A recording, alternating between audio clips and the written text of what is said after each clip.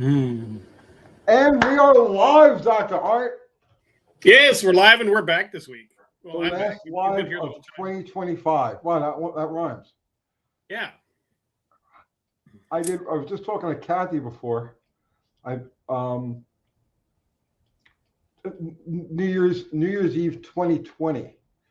I was going to do a 24-hour marathon. And I had these glasses that said 2020 on them, and I had caught the Rona. Kathy got sick, right?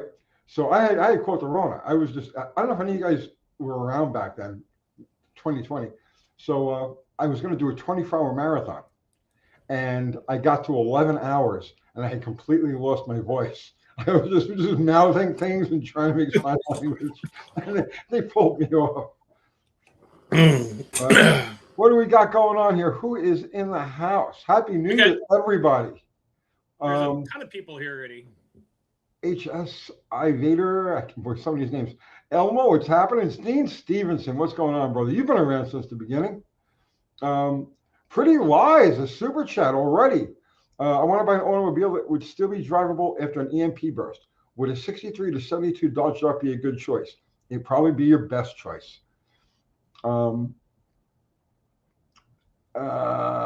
You may have an issue with the voltage regulator. I mean, we're talking about extreme event, right? You may have a problem with the voltage regulator on 1970, 71, and 72s. But you can always retrofit the earlier one. Or an EMP would probably not hurt the regulator. But, yeah, that would be a good choice. Thank you for the super chat, by the way. Wow. Oh, wow, we got a lot of people in here. Yeah, you got the fireworks maniacs at your house, too? Not yet, but it does come. Yeah, it's like either Iran or Uganda over here right now. Mexican Spec, what's happening, brother? Do you guys do New Year's in Mexico? I don't even know. I don't even know. It's like the year 416 where he is. Yeah. Scoop, Andrew Button, what's happening? Adam A. Kathy is ill. No, she's fine. Let's see. Sweaty Fat Guy's in the house. So what's going on, brother man? What's new in your Dr. Art world? I just put out the video. I got into that tearing apart that 305. Okay. And it's a similar to Big Richard's engine. It's just I got more stuck lifters, and they're harder to get on a small block Chevy because they don't have that big opening like a Chrysler does to pry them out. Pry out to the bottom. Yeah, well, I can't. The cam doesn't turn because the lifters are stuck in the bores. You can't like just wrench the cam. No. I had like the Uga bar on it. It was just like nothing. Well, so it's all smoking now. But the heads are off, and the bottom end was all covered in goo. But I took off one of the rod bearings, and it looked nice. So when it stopped running, it wasn't because of oil. So it can fix everything else. But it's all there, and that's all that really counts. Yeah. And it's a 305, so you can still buy parts at Walmart. Yeah. If I need a piston or two, they're like $5. I just saw somebody put a super chat up. Where'd that go? There it is. Zero or diesel loser. Or zero or die loser. Thank you for the super chat, man. I appreciate that. Yeah, that's something we got. Who else is in here? Bob's Chop Shop. Oscar Zero's in the house. Wheelie King. Quit YouTube and open a daycare. In Minnesota. Oh, yeah, those guys are... It's all coming down. It's all coming down. Yeah. Well, a lot of new people. Ford LTD, Mike N, Nathan McCree, Bill McKyska, Shannon, John 01, Need Metal 3221. Listen to Behemoth. I've come to the conclusion that my 95 Town Car is the most frustrating car to work on I've ever owned. Huge car with no room under the hood. I guess if you have to do exhaust manifolds or something like that, it would suck. Yeah, but Fords are always like that, man. Fords are just known for packaging things in the most hateful ways. Let's put shock towers and big blocks together. Yay! That's the only way you can describe Ford engine compartments. You know, they're hateful. You know, it's like they make it so you can see things, but you can't touch them. You know what I mean? The only decent ones are like a 70 through 80 F series. Yeah, the trucks are different. You got plenty of room. Yeah, but the cars are ridiculous.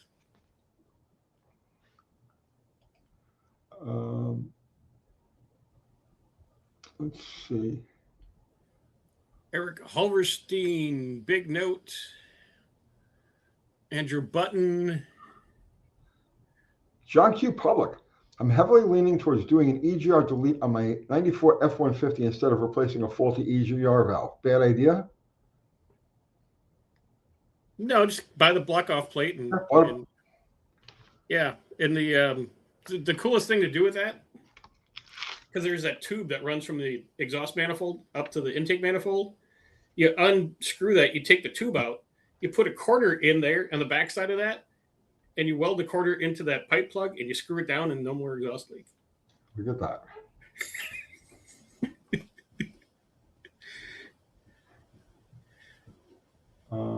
Andrew Button says the most satisfying vehicle to work on is square bodies, not Fords. No Ford is, and I'm just coming down on Fords, okay? But no Ford is good to work on.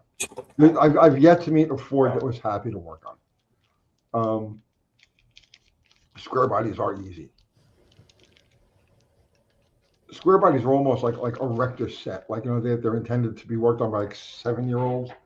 Yeah, my big hate is the 70s through 80s Corvette, that C3 Corvette. Yeah. I just saw a thing. I don't remember which channel it was. I don't know if you've seen this or not. There's this new thing with the GMC, with the GM full-size trucks, as if they don't have enough problem with the 6 liters eating themselves alive. Okay. Yeah. Get this one. The transmission service on this thing. Okay.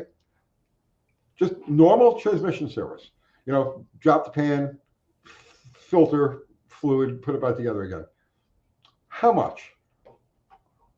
Probably $895. $1,400. $1,400 for a transmission service on one of these things. Now, I don't know the details, completely. I don't know what kind of bizarre thing this is, but part of what I saw, they were talking about the fluid level and how the fluid level has to be dead nuts and has to be checked between like numbers 165 and like 175 degrees. And if you check it under 165 degrees, there's not going to be enough in there. And if you check it over 175, there's going to be too much in there. So yeah, like this is deliberate. This is just, there's no reason on earth to have this kind of fucking nonsense. But no, we're eating it up. Zero, did I say hey to Zero? I'm sure I did. Happy New Year, Zero. Yeah. Motormat's got a good question. 3 from the bottom there. Motormat? I know the answer, but okay. It's a good question because you know the answer. Yeah. I'm rebuilding a Ford 302. The piston rings I just got are 27 thousandths for the top ring and 25 for the middle ring. Is it okay for the motor ring to have a smaller gap than the top ring? Yeah, well, 27's a lot unless you're going to boost it. Yes. Yeah, it should be close to like 17. 16, 17. Yeah. Especially if it's an older 302 with the ductile rings, the big fat ones. Yeah, but 27's a lot of gap. Yeah. So just get a turbo for it and you're fine. But it is okay to have the top ring. Okay, the reason why you have a gap in the rings is because as the ring gets hot, it expands. And when it expands, the gap closes up. So the hotter it gets, and that's why on a boosted application or any severe horsepower application, you always make big ring gaps because the pistons get extra hot and expand that much more. So the second ring is not exposed to as much heat as the top ring. It will not expand as much. So you can, under normal circumstances, have a smaller gap on the second ring than on the top ring. There's nothing wrong with that at all. But that is a lot of ring gap. Yeah, that's like a Tony Nitrous ring gap, isn't it? Well, yeah, I got a lot of ring gap in my motor. A lot of ring gap, a lot of piston wall clearance. Yeah. You know, it's a good thing there's no mufflers on that engine, because if there was, you'd be like, oh my God. Don't even touch the gas. Yeah. Oh yeah, everything. The pistons will all be slapping around and oh please. Yeah. Boomer is saying a lot of manufacturers have been doing that trans fluid temperature level check for years. Yeah, I know you're right about that, but it's still so ridiculous. It's just stupid. There's no reason that anything that goes out into the world to experience all of the different things that happen out in the world should be that sensitive. Just no. You know what I mean? There's no reason for that. Right. Yeah, they can't. The engineers can't figure out if the fluid's 160, it's this much. At ambient, 72 degrees. Yeah. What are you talking about? Seriously, a shot glass full of volume, worth of volume? Yeah. Right. How many ounces could that possibly account for? The expansion and contraction of transmission fluid over the range of 10 degrees. What could that possibly amount to? Let's say there's 3 gallons in there, right? Let's say there's 12 quarts.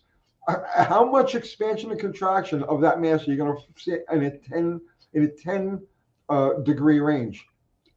Yeah, like you said, a shot glass full, a couple hours. If that, I couldn't even imagine that. Come to think of it, picture 3 gallons of transmission fluid, okay, and you've got it sitting in a bucket, and it's on the floor of your shop, and it's 75 degrees. So in scale now, right? So now it goes to 90 degrees. Could you imagine the level it raises like bread coming up? No, making a mess. Who made this mess? Yeah.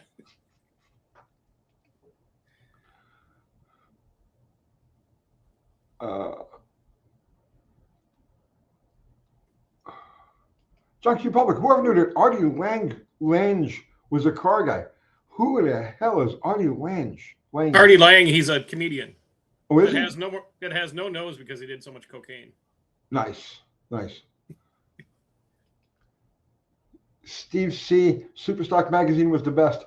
I am the only guy. Let me think about this 1 second, just to make sure. I think Steve Dulcich. All right, with the exception of Steve Dulcich, I am the only guy on YouTube that can legitimately wear that shirt with that logo, because I actually wrote for them. So yes, Superstock and Drag Illustrated was the greatest.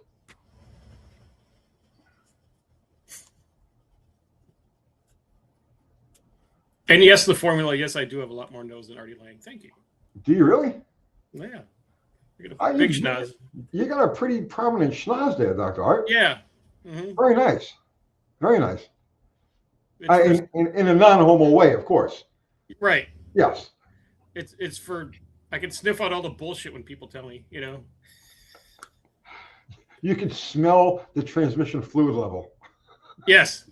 Put me within 6 feet of that car at 160 degrees, and I can tell you exactly how much is in it.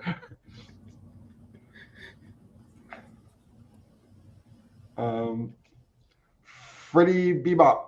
I've been turning wrenches for almost 50 years. They put so much shit in the game, I'm done. So I said that 20 years ago. It was like, okay, I'm out. This is just stupid. And I'm out. So that was 20 years ago. Now imagine all of the stuff that's happened over that period of time. Paul Cavazzola's got a good thing. That would be interesting bench expansion trans fluid video. Let's put take a gallon, put a thermostat in it, and mark it with tape, heat it up. It's 100 degrees now. Oh, it didn't move. That is a fantastic video. You know that? Yeah. Paul Capozzola, that is a fantastic video. Because they're telling you, they're recommending a 10-degree range. So yeah, if we were to take transmission fluid and heat it to that range, let's measure the exact difference Yes, and a gallon, and then you extrapolate it out to a 4-gallon system.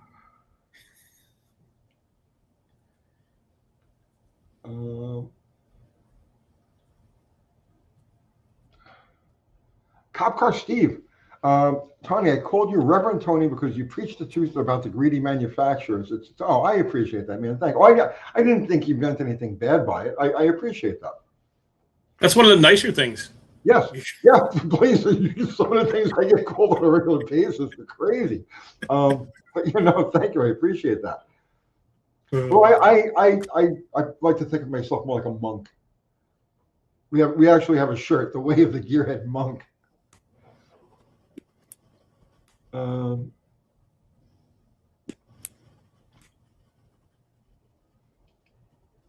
Cuda says, I don't give a homo vibe. You just don't know me very well. Stop it.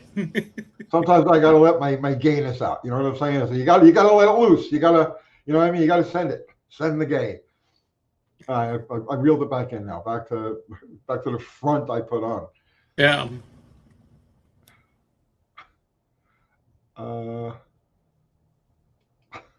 The formula. I'd like to smoke a joint with Tony. Dude, I don't smoke dope. I don't drink anything. I'm completely straight edge.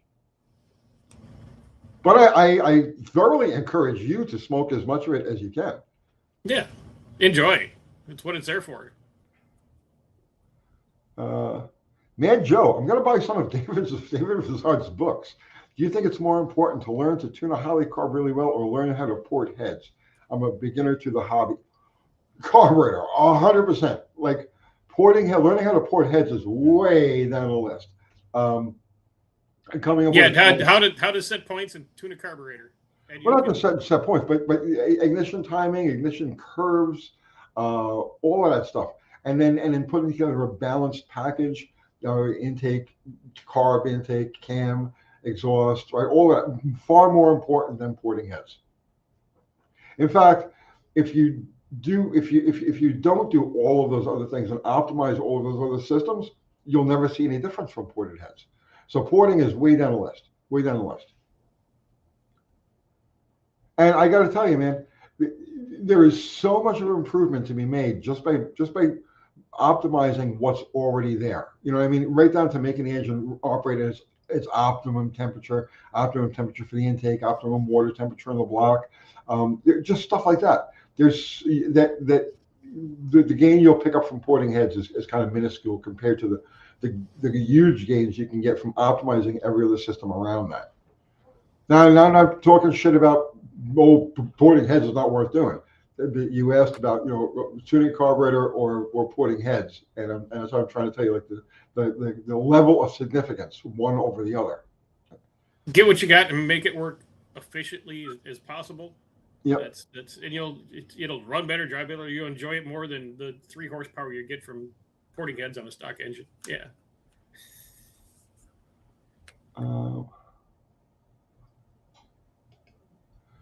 Brainbuster, if you ever get towards Knoxville, let's make a video tuning my 78 Malibu. Oh, if I ever get near Knoxville, but I don't see myself getting near Knoxville. The rest of he doesn't. He's a 5-mile radius guy. Not even. Not even. Maybe we can get him to bring his 78 Malibu in spring. Yeah, drive your 78 Malibu out here, and we'll make a video, and I'll buy you a coffee. Yeah, and we'll tune it and do a video, and yeah.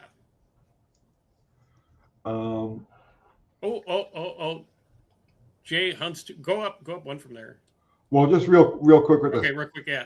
Does it need to be? No, doesn't need to be. It's an optimized ratio. Okay, what was that now? Oh, just the one up from there. Jay Hunto's Garage. I recently bought my first Corvette, 1981. I've worked on everything but Mopars for the most part. My take on the C3 Corvette is that designed by real car guys. Yes. Simple. Any thoughts? Yes. The C3 Corvettes are among my favorites. They have So the thing I always liked about the Vets was the mid-engine placement. They make natural race cars. Mid-engine meaning that the engine in its entirety is behind the front axle center line, which is, well, it's an altered is what it is. They factory built an altered. And I know they did it for road racing and stuff like that, but it's just the same. But yeah, they're brutally simple. I worked on a lot of those things back when I was in New York. I love them. I absolutely love them. Just watch for rust. They get some serious rust. You're familiar with that, right, Dr. Art? Yeah, you'll notice it first on those rear control arm things for the rear independent rear axle, and then if it gets past that, then you just got to find another car. The independent I like the C3 Corvettes. I just I don't enjoy working on them because it's like transmissions and things. Everything's so tight underneath. But they're fun to drive. And they're good-looking cars. Really easy to do headers and stuff on. Yeah. And they're beautiful. You see, a lot of people don't like them. I always thought that they're timeless. They've got that Sharky Coke bottle. They're just beautiful, if you ask me. They killed it with the 84. The C4 is they turned it into I call it a those square milk crates, like box of milk laying down. But they're easy to work on because I got the clamshell hood. Right.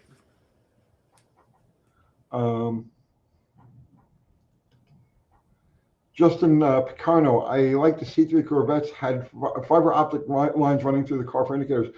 Yeah, they hit that. That was in 1968, I think it was. It was the first use of fiber optics in any sort of mass-produced industrial application.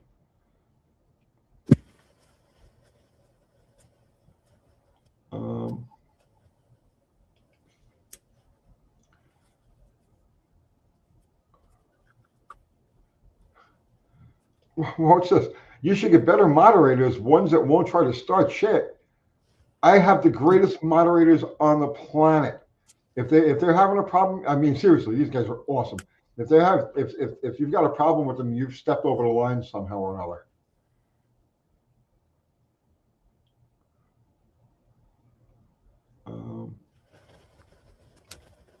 War Ghost.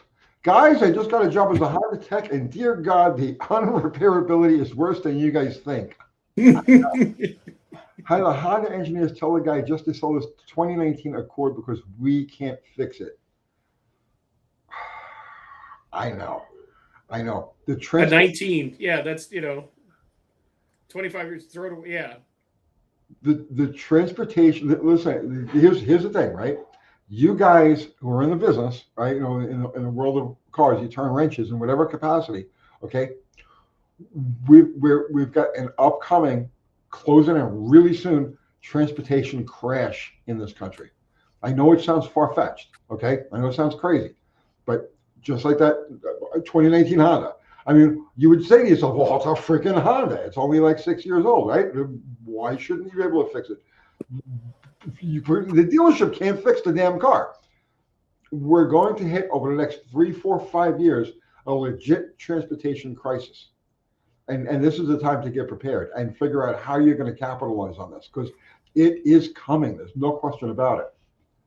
And if you have any doubts about that, get up tomorrow morning because all the dealerships will be closed, and then it's going to be 2026 and count the number of 25s and 24s on the lot at Ford and Jeep dealers and Chevy dealers for that matter. 23s over at the Dodge dealer here. Yeah. Not only can't they sell the new ones, but when they do sell them, they don't stay running. You can't fix the damn things. And the parts are just going through the friggin' roof at every level. We're at a turning point, guys, whether you realize it or not. I've been predicting this for decades. We're here now. This is the turning point. This is a time to either thrive or get crushed, and there's going to be no in between. I'm telling you that right now. Thrive or get crushed. You see, inaction leads you to get crushed, right? Taking the right actions, having some balls and taking some steps now leads to thriving. So this is the time. And I'm not joking about that, man. This is real shit.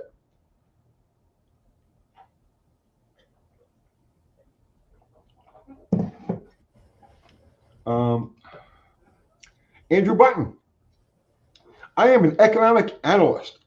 I can even pronounce that. And everything about an automotive apocalypse is going to happen. People who deny this, they don't know anything. Absolutely. Absolutely. And my theory about all this is, I've said this more times than I think I need to, but no one at Ford is named Ford. No one at Chevy is named Chevy. No one at Nissan is named Nissan, that's for sure.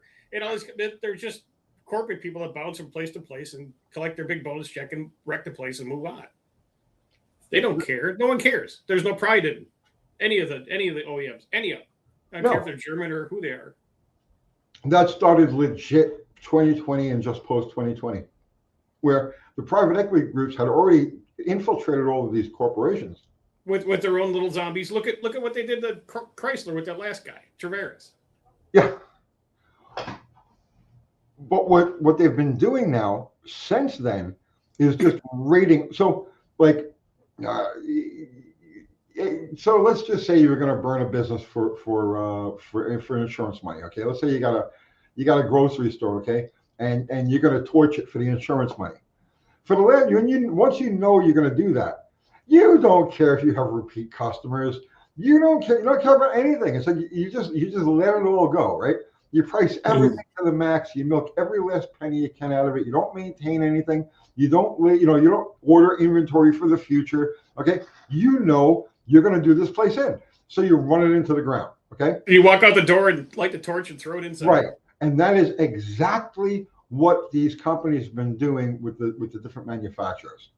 And mark my words, I'm telling you, that's why I just did that thing on the $57 bushing of the Harley Davidson, which has got like 400,000 views. I'm like, oh, that's a popular bushing, right? Oh, no shit. That's nice. Yeah, 402,000, I think now. So it's like that. It's like, sure, I don't care if these people come back and I get $57 for this thing. It's all like that now. You mark my words, we're at a turning point now. 2026, it changes. Things are going to, you'll see. Well, I'm patiently waiting to all the people are jumping out of these private equity firms way up high in the 30th, 40th floor when the housing market crashes and these hundreds of thousands of properties that they own shrink by half and they lose billions a week. It's already the office vacancy rate. They say that office vacancy, because here's the thing, right? Most of the economic action over the last decade or two has all been on real estate trusts, real estate investment trusts, commercial real estate. Big, huge. There's so many trillions of dollars tied up in that market. It's dead. Shopping malls are dead. Office buildings are dead. Whole huge cities like San Francisco, dead. New York City, you have the office occupancy and going lower all the time. No, this is over. It's over.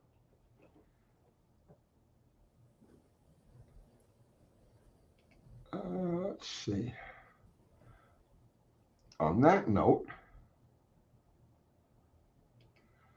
Driveway of Misfits, F private equity. One of them just bought a scientific software company we use at work, quadrupled the price of the annual licensing fee we have to pay. Why? Because they don't care. They don't care. They're going to get a fat $1 million bonus check at the end of the year. And when things are on fire, they just walk out and go to the next place and follow their buddies around and doing damage everywhere. Yeah. No pride, just greed. Andrew Button, most of the downtown Denver office vacancy is over 40%. The notes are coming due in 2026. That's right. Yeah. Yes, I know.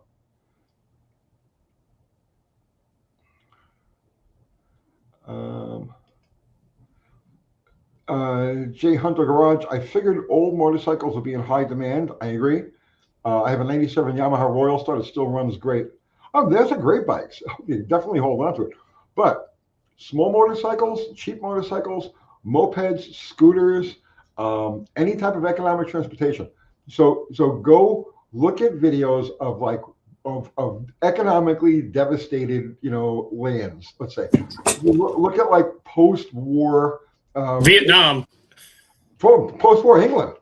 Right? Yeah. I mean, you look at all of these places, right? All of them are on two wheels, and that's where we're going, whether you accept it or like it or not. The bottom line is when you can't fix your car, you can't afford an $1,800 taillight. When these things are all piling up, and eventually you say, you know what, all I got to do is just get from here to the market and back, a scooter is going to be the thing to do. Yep.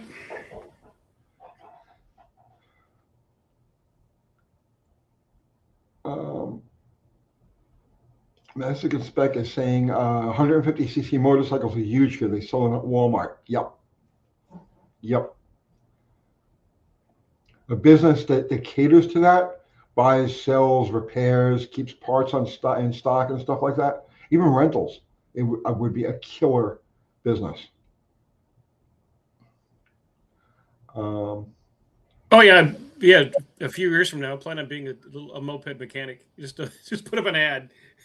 Just have, countless little motorcycles to fix every day. War Ghost is saying, yeah, but all those places are in warm climates. A motorcycle is useful as a rock. Right now, I'm in Ohio. Dude, you got to bundle up. Yeah, you bundle up. There's people in cold climates that use them too. But in some places, yeah, I know it's not the most convenient thing in the world. But economically, I'm telling you, people are going to have no choice. When you go to these places where the primary mode of transportation is scooters and stuff, that's not by choice. They would much rather be driving, like big pickup trucks and stuff like that. They ride what they ride. They put a whole family on a Honda Cub because that's all they can afford, and they need to get to the market or wherever they got to go. Need to get to market, need to get to work. Yeah. Mm-hmm.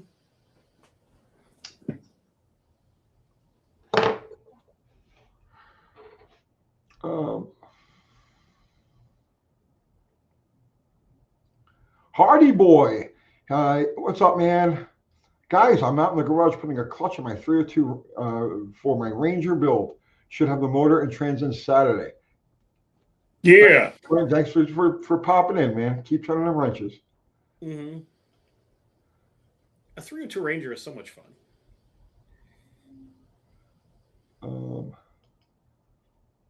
72Z28. There was a guy when I worked at Bosch that would ride his bike March to November in Michigan. When I was in New York City, I rode year round. For a few years, I didn't drive cars at all. I had so many warrants out for my arrest that like cars were just off limits. So the only thing I could do was just ride motorcycles. I could get away. So you can get away. Yeah. Oh yeah. So I rode year round. Literally in snow, in ice storms. It didn't matter. I got wherever I had to go. The only things I ever drove at that point were like customers' cars.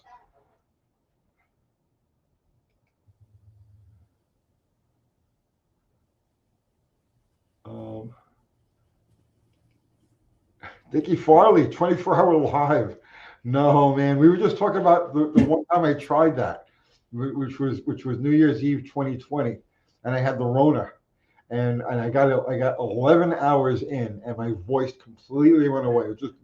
It was bad. They had to drag me off. So yeah, no 24-hour live tonight. Nope, not. Yeah.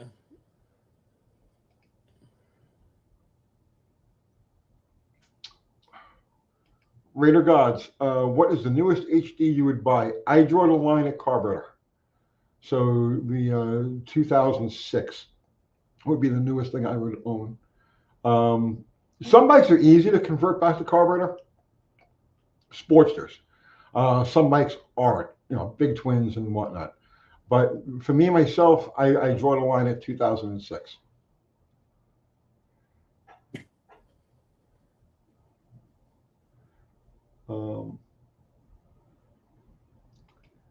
Dickie Farley, I remember the 2020 live. You got down to a whisper, and Kathy's like, Tony, you can't even talk. Yeah, I wonder if I wonder if that's still available. If I still have that. Is it still on your channel? You think? I don't know. I mean, I didn't delete it for sure, but Hang on. Keep them talking for a second. All right. Let me see if I can find that. Yeah. Cop Car Steve. What's your thoughts on a 77 Dodge Charger? The good, the bad, and the ugly. Well, they're a little ugly. What my thoughts on them? Yeah. They're good cars. Same underpinnings as like a 73, 74 Roadrunner, just packaged a little bit differently. Hang on, I'm trying to find. Yeah. Let's see if that live is here. Standing Foot 1864. Gas or electric scooter? Gas. Because you're eventually going to need batteries for an electric scooter. They're not going to be any. Oh, there's no way. I've got 676 pages of videos of lives. Yeah, of lives. I've done a lot of lives. Oh, forget it. How can I skip ahead here? Ah. Do you remember what did you title it? Did you title it 24 Hour? Did you search for that? I don't think so. Wait, here I could check New Year's Eve. There you go.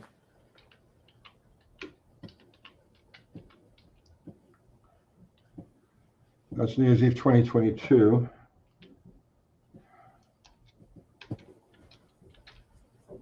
No. Videos.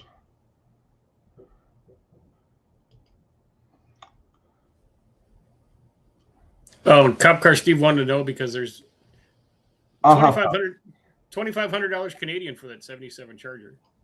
It doesn't seem bad if it's in good shape. There we go. Okay. I couldn't find you guys for a minute.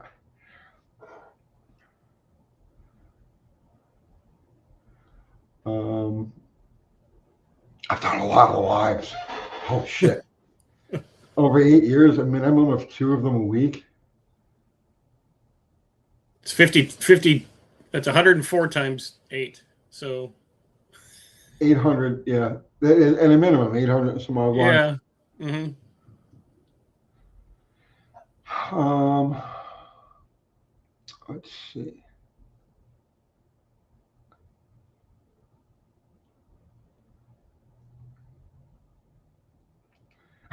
Andrew Button is going totally Luddite here. Yes, stay away as far away from tech as possible. Little circuit boards, chips, proprietary code, avoid it all.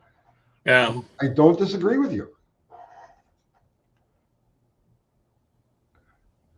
I only deal with technology when it doesn't. Okay, wait, obviously. Clearly, I'm dealing with technology right now, right? But this is my only way to do this. So I'm grateful for that. But as far as like technology in my life, I only deal with it when it's completely optional. So in other words, like if this technological thing takes a dump on me, will it change my life even at the slightest bit? You know what I mean? Will I have to hustle to replace it or something? So the only technology I rely on is stuff that I don't rely on.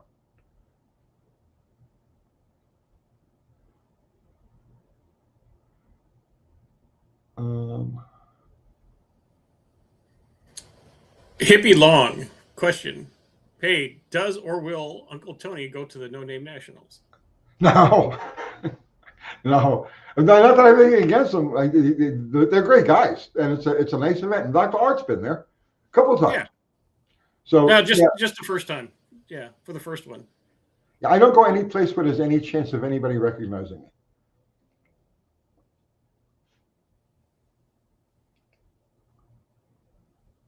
I limit my social to the dog club events because nobody gives a shit that I do YouTube.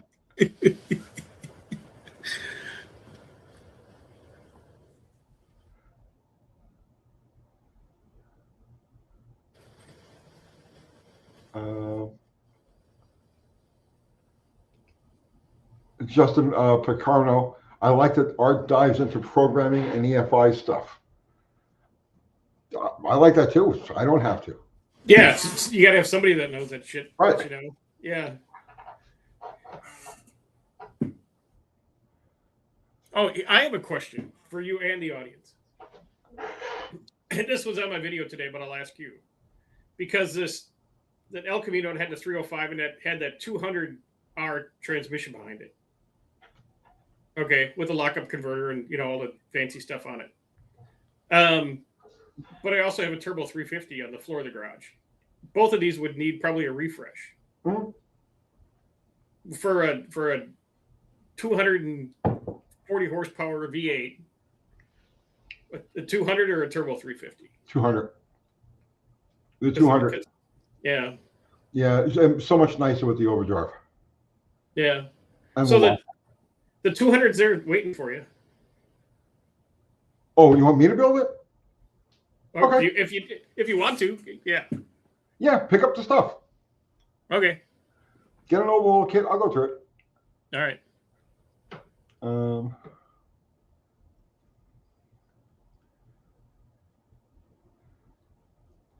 Jay Hunto's garage. Tony still has warrants. Probably not. Probably not. It's been a long time. Yeah.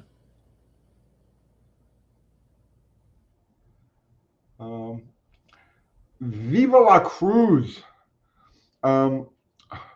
When are the times you need a fuel pressure regulator? Dr. Art? That's a big question. Anytime you deviate from the stock system that your car came with. How about that for a broad answer to a broad question? That's pretty broad. Yeah. And if you would change, say you have, for some reason, you have a Chevy V8 with a Quadrajet, and then you got a bug that you wanted to run triple Webers. Well, Webers go down to, they only work on like 2 PSI. You would need a fuel pressure regulator to turn the pressure down from 7 to 2.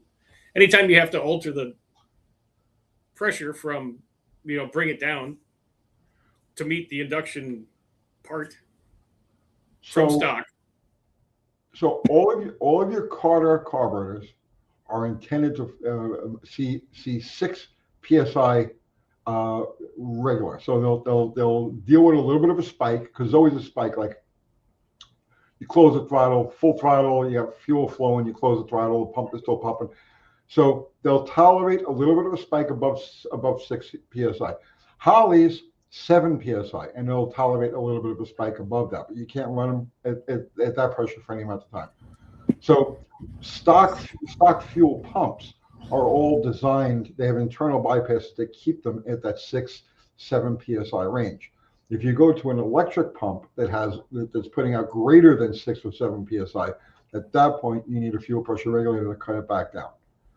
So, and you can go with slightly higher pressure, like say in a drag racing application. You could run around at 5 PSI on the street, pump it up to 7 PSI or 8 PSI but that's when you would need a fuel pressure regulator. And then, well, Dave had a question for me. Write one down from where you got there. And his answer is yes, in a way. So he doesn't really need to go into that one, I guess. Wait, which one are you talking about? Go one down from where you're at right now. From Viva La Cruz to Dave Abbott. Oh, that's easier said than there it is. To Dave Abbott. Dr. Art, do I need to reprogram my computer to change my 96 Ram 318 to a 360? Yes. It'll run the 360. It'll run like crap, but it'll run.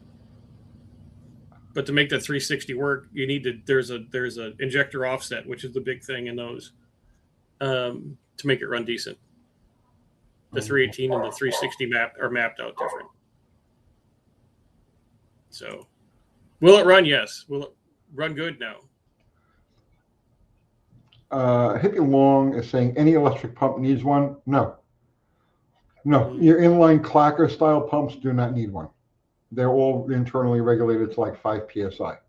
Even some of your aftermarket ones, like for instance, a Holley Red pump, for example. Holley Red pump is internally regulated to 7 PSI. Same as a blue pump. It'll flow exactly the same as a blue pump, but it's internally regulated, so you don't need an external regulator. But yes, it just depends on the pressure you're putting out there.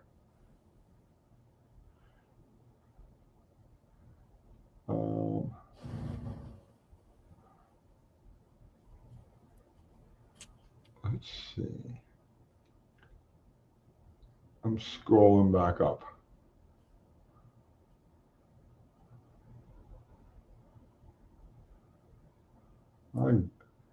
Pick one, man. Pick one.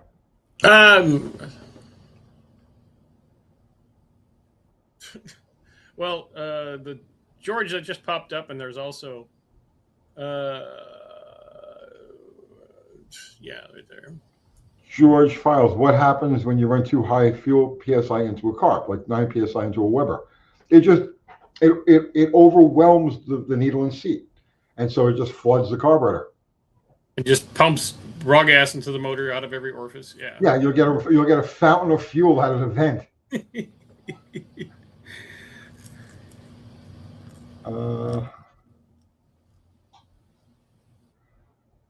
What's going on in Iran? I don't know. Oh, the people are overthrowing the government in Iran.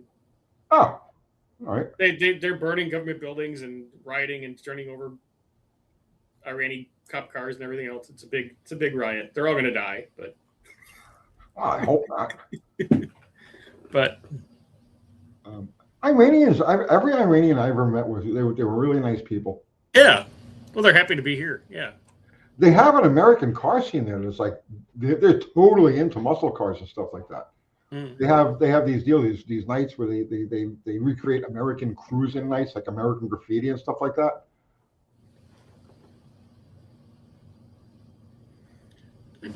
Just like in a lot of places, the government does not represent the people. Yeah. Right. Especially there.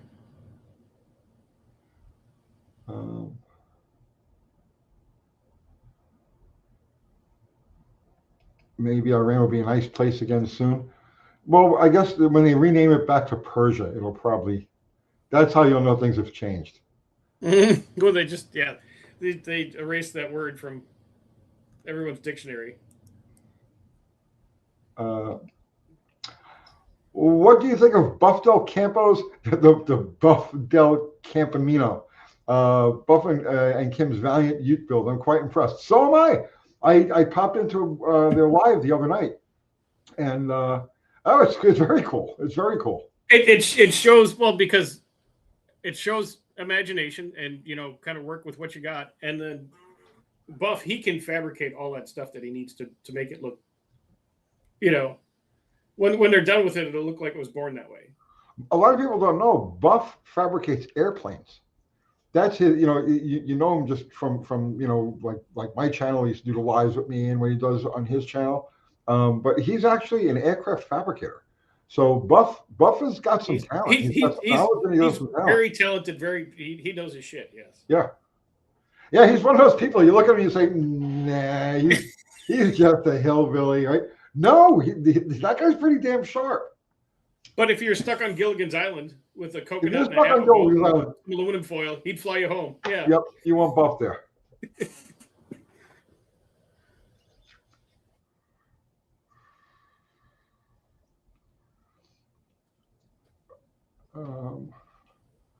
Let's see. Persia, the 51st state. That would be something, wouldn't it? Yeah, some goofy stuff going on there. Goofy stuff goes on everywhere, especially here. But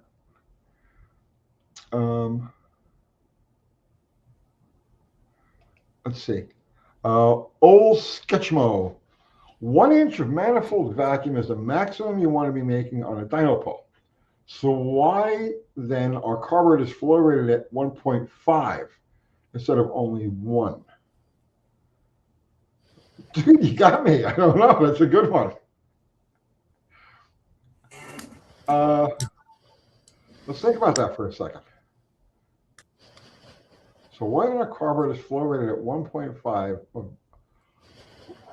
I think I know. Throw your guess out there, and let's throw both of our guesses out and see who the audience. All right, mine is just a guess. I'm pulling right out of my ass, but I would think that's like a standard flow rate engineering, scale. I think it's so that you're compensating for the air cleaner. Yeah. Slight restriction from the air cleaner. I think. That's a good question. That is a good question. Yeah. I love how people come up with stuff that I can't answer. It's like, yes. Old Sketchmo gets the star tonight. Yeah.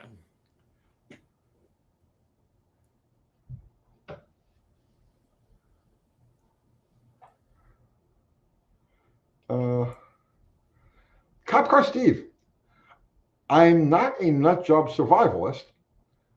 However, the true currency will be food, water, heat. We need to be more independent and self-sufficient as a society. I absolutely agree about the second part of your thing, but no, obviously currency, water, and heat are things we need to survive, clearly, right? But you still need an exchange for those things. And so you need some sort of currency, some means of exchange. So, and some way to store your labor, which is what money is about. So there will always be some form of currency. But yeah, food, water, and heat are the most important things, which is one of the reasons I moved to Tennessee 20-something years ago. I knew this was all going to happen eventually. So I wanted to be in a place where I had fresh water. There's fresh water everywhere here. I got lakes and streams and ponds and a huge underground aquifer. So water will always be free and abundant here. Not that we don't pay a water bill, but if I had to, I could dig a well, or just run down to the Stones River, right down the street here. And the state flag.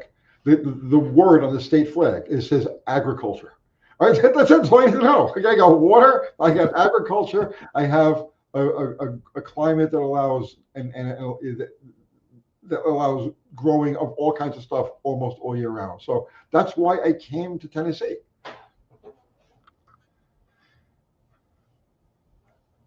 And it doesn't get that freaking cold. No. Yeah, you get a few days, but then it's back. Yeah. We get our reprieves. Right.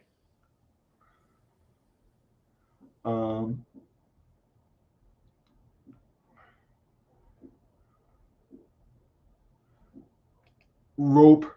Oh, he's saying lead can be a great currency. Give me your stuff or we'll give you lead. That's great in theory. That's like people are saying like bullets are the big currency. Bullets are the only currency I need. You know what? The people that like that are the first to go. You realize that, don't you? Yeah. When society is up against it, when the average person is freaking out trying to feed his family, right? It's the guys that are like, I got my gun, and you've got an entire town, neighborhood, whatever it is, all gunning for your ass because you're the asshole. No, that's not going to get you through. Yeah, that's they talk about this in fighting a lot too, and the most dangerous thing a man can do is think he can fight.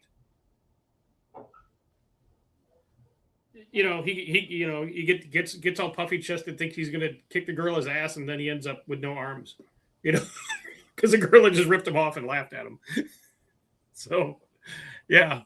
It's you should have lead so you can hunt and eat. Yes. But if you're gonna go whack your neighbor, well, then you need to really, think about things the way you presently are.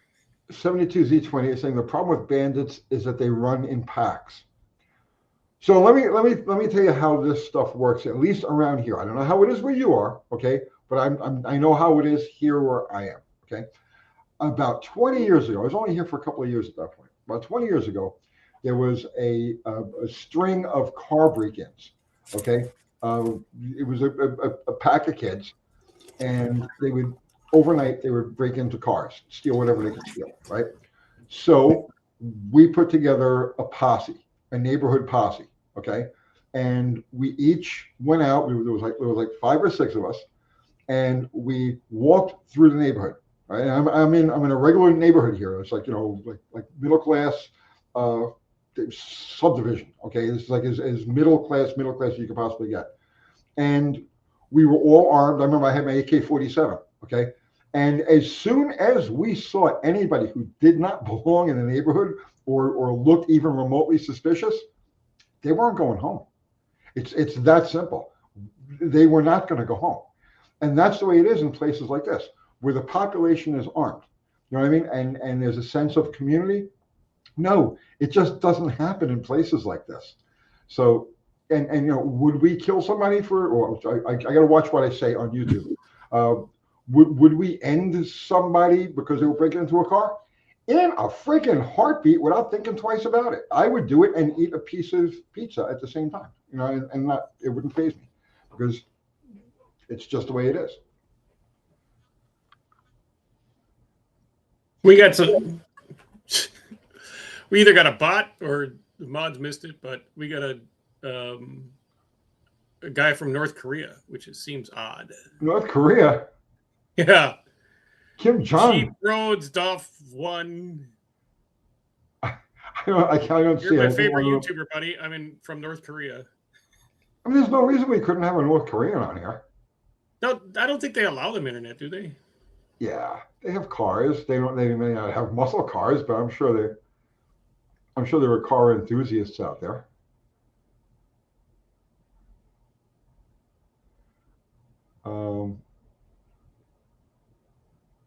Let's see.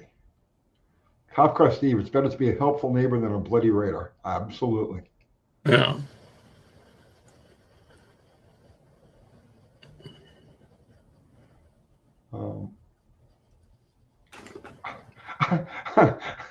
Jeep Frada Saf 1. The same guy, yeah. Uncle Tony, you inspire me to not soil my pants and instead spray WD-40 on them.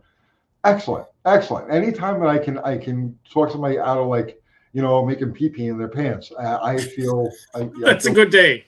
Yeah, yeah. You've accomplished something today. Our North Korean friends are no longer soiling themselves, so we're starting a revolution.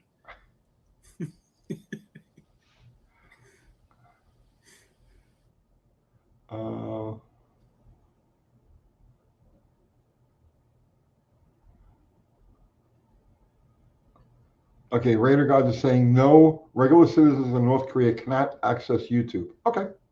Yeah. So he's just having fun. It's probably what's that guy's name that's no longer around? That was your big troll. Territory. Tony Art, is Jeff's resolution to spend more time with the dragster and less time with his family and work? There is nothing to do with the dragster at the moment. We're waiting on parts, and I went to the machine shop yesterday. I went to Shacklett's yesterday because they wouldn't answer the phone.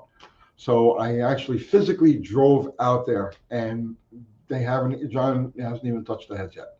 I won't have the heads for at least 2 weeks. I was supposed to have them a month ago. I won't have the heads for at least 2 weeks. Crowler was supposed to send all their clutch stuff the last week of December, and here we are going into the first week of January, and I haven't heard boo from them. There is absolutely nothing for us to do. Well, Dr. Art's got to drill a couple of holes in a motor plate and stuff. Oh, I had him order those Earhart brake pads so I can get the brakes put back on it and bleed all the system out and stuff like that. So maybe we can get that done in January. Yeah, but I mean, I'm in a standstill. There is absolutely nothing I can do. There was nothing I could do with that friggin' car.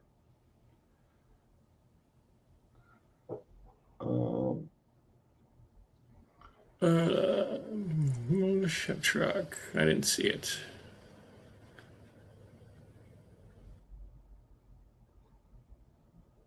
Man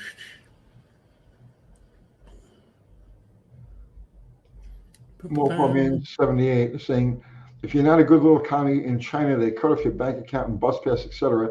And there are morons here that want to adopt the same views as China.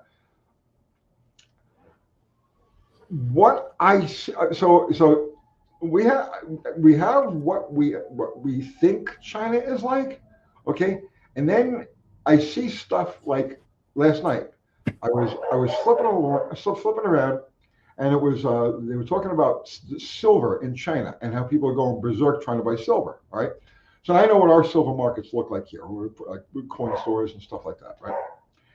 I saw the most incredible stuff. They had this was in China, right?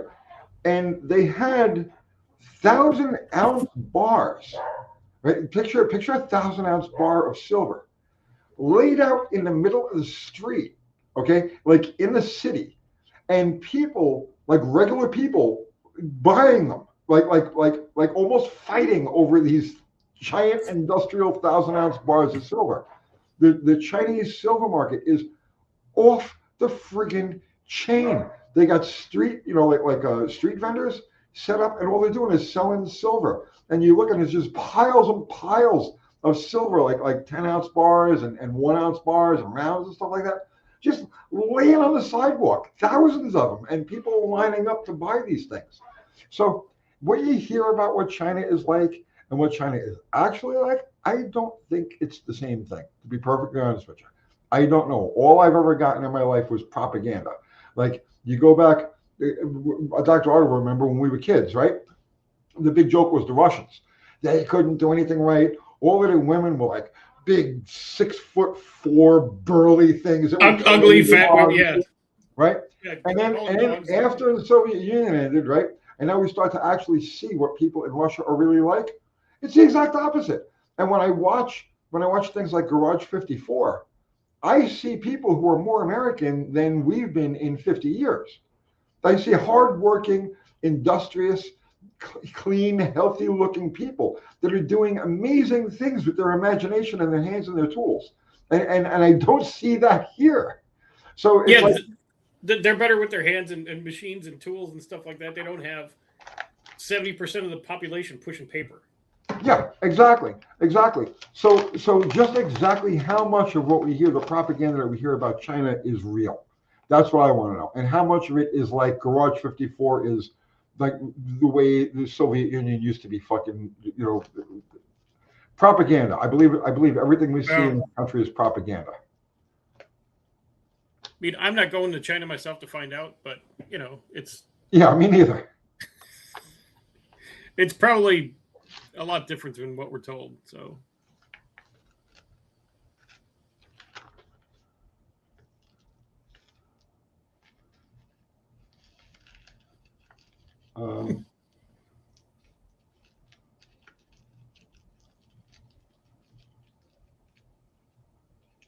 Grab one, Dr. Art. Well, I'm just reading this one from Jeff Hutchins on the bottom here. He's saying the pandemic proved beyond a shadow of a doubt that ammo is a great commodity to own, and that wasn't even a real event where ammo came into play. I was there in the business. I have no idea where you get that from, bro. I look back on the pandemic as that was some of the most serene and peaceful days of my life. It was awesome. I had all of the roads to myself. There was no traffic. There was no aggravation. And so many people were scared that they put gas in their car, they'd have to touch the pump and they're going to die. It was everybody was just like you said here, especially in this town we live in, the traffic's horrible. You could day, night, whenever, just buzz around, go. All the stores are empty. Go in, get your stuff. Yeah, there were gas stations open that had coffee and stuff like that, and they became like the social hub areas. And so you get up in the morning and go to the gas station, and you see all of the regular guys there, and we were all like, "This is great!" You know what I mean? Nobody wore any masks. Nobody bought into any of that bullshit. All the unscared are outside having a good time. Yeah, and then we would go about our business and stuff like that. I was almost depressed when it ended. I thought it was great. I was having the time of my life. Jimmy Luce sent you a super chat. Hey, Jimmy Luce, thank you for the super chat. What is a burnt exhaust valve? How do you even answer that? How does it happen? How do I know if my engine had one?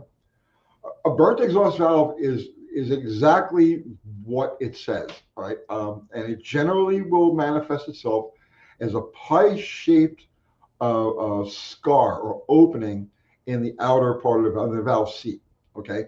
And what will happen is you'll have a small imperfection in the valve, and over time, that the heat will etch away at it and keep etching until eventually it creates a little bit of a gap.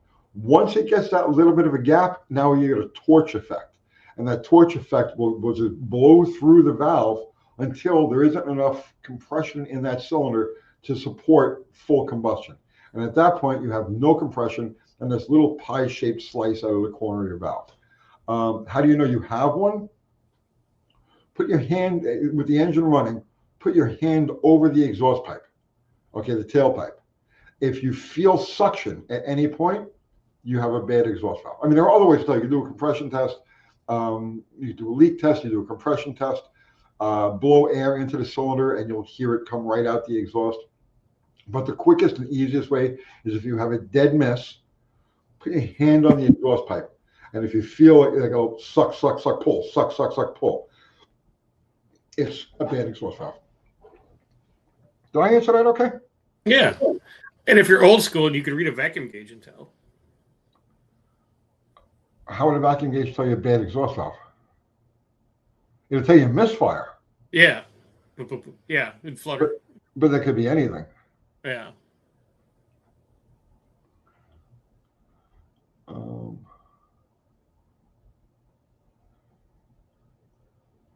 Territory. Can you toys? That sounds a little gay territory. I think you meant guys. Think of a U.S. YouTube channel similar to Garage 54. Not an automotive channel. There's a guy who's I've seen occasionally. He made like a gasoline powered pogo stick. I can't think of any name. Backyard scientist, backyard engineer. I can't remember, but I've seen several of his videos.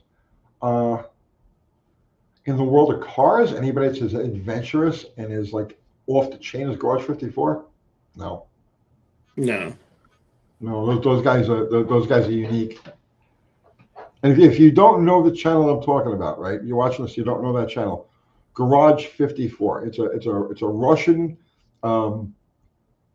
shop. They're just a bunch of mechanics, and they build the craziest stuff. Like how will this engine run if we fill it with concrete? But beyond that, they built one recently that I saw where the engine had like 3 foot long connecting rods. They had the bottom half of the block and then like this big huge gap with these 3 foot long connecting rods and then the top half of the block. And they got the shit to run. They're always cutting and resectioning crankshafts.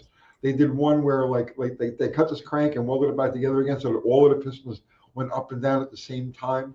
The fabrication that these guys do is just off the chain. It's fantastic. So definitely, if you want to feel inferior, okay, you want to feel like, oh, I'm just not worthy, go watch Garage 54. And Zero just put up the link for it. Thank you, Zero.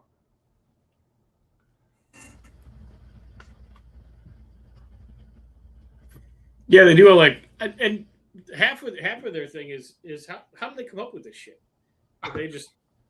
They sit around and pass the hookah and go, what do you think? What Probably.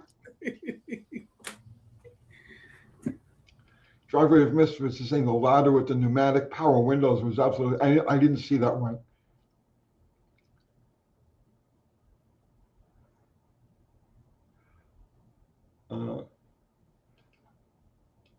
Or are they the ones that made the clear oil filter? Clear oil filter. They made a clear oil filter. They made a clear oil pan. Then they made a clear block. They made a see-through block so you could watch everything happening. Like I'm telling you, these guys are off the chain. They're freaking great.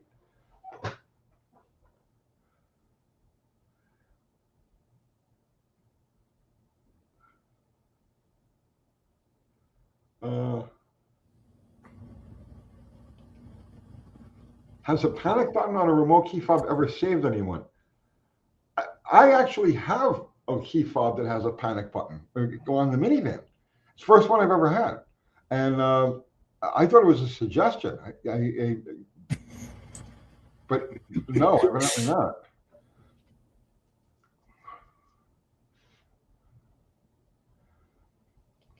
Rope is saying, how many of us had visible V8s when we were a kid? Oh, I had one. I had the what was it? It was a small block Chevy, and the head one was a slant 6. But no, these guys did it with a real thing, like a real full size engine that you could watch run.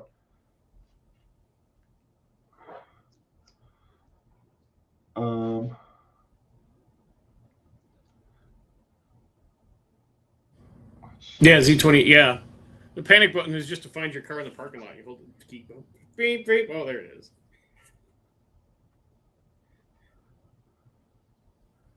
Cop Car Steve, hey Tony, I've been using my iPhone 10 to make videos.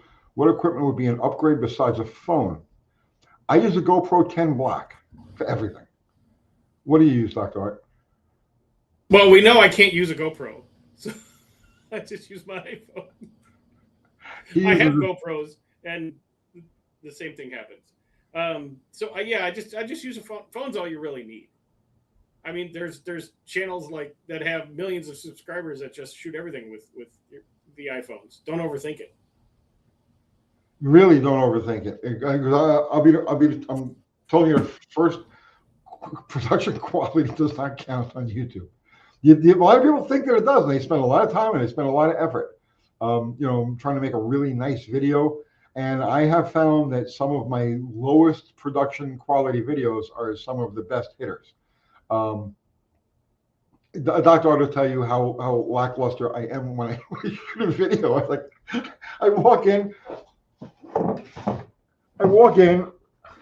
I open my GoPro box like this. I grab the camera, I put it on the stick and start talking. And I say, let's go. And then we go. And then it's over with, just that fast. I put it back in and say, okay, see, I gotta go. And then next thing you know, like an hour later, there's a video posted on YouTube.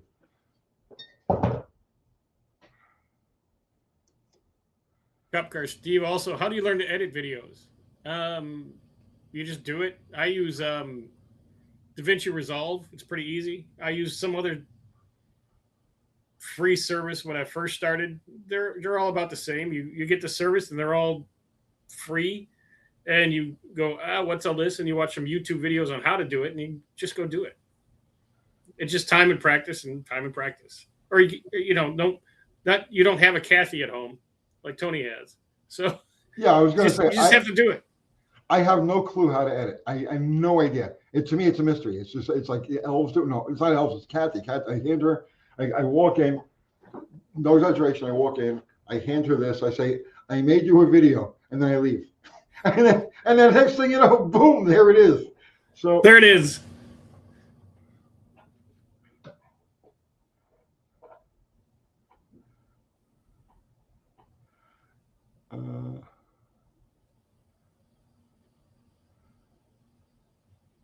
Let's see. I'm looking.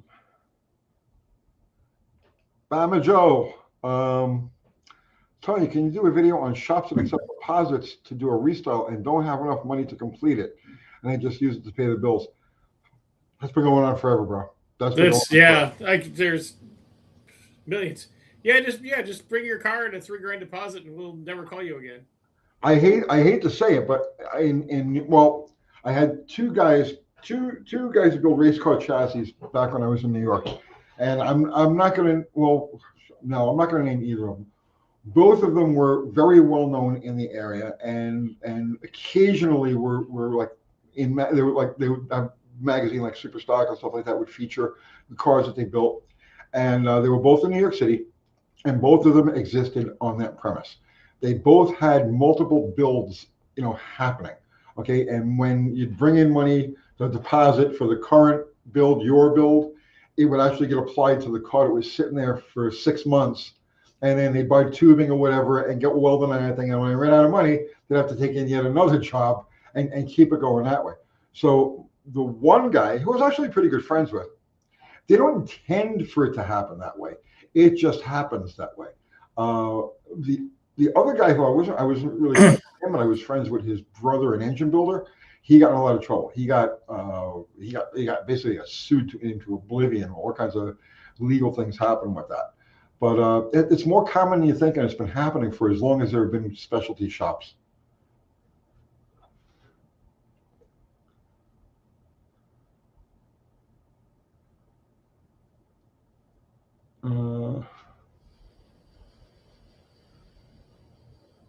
Let's see, I'm scrolling back up.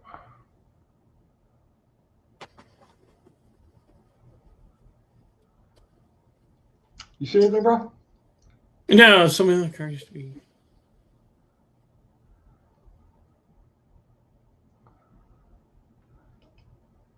Mopar is saying, I use my smartphone on a cheap Walmart conceited stick, selfie stick.